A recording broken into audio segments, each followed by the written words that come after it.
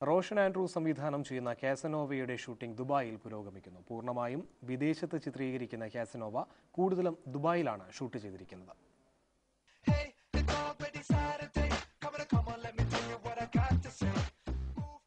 മലയാളത്തിലെ big budget ചിത്രങ്ങളിലൊന്നാണ് Mohanlal കേന്ദ്ര കഥാപാത്രമായി എത്തുന്ന കാസനോവ.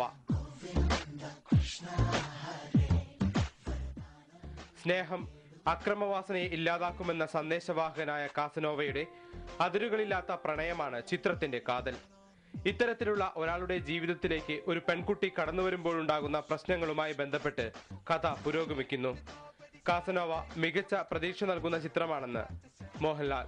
കാസനോവ എന്നുള്ള പേരും സിനിമ കാണുമ്പോഴാണ് കാര്യം ഇതിൻ്റെ ഒരു മെസ്സേജ് എന്ന് പറയുന്ന through love you can heal crime എന്നുള്ളതാണ്.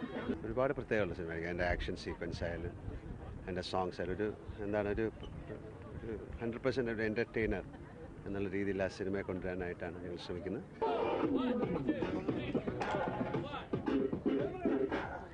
Dubai airport, creek, festival city, palm island എന്നിവിടങ്ങളിലാണ് ഷൂട്ടിംഗ് നടക്കുന്നത്.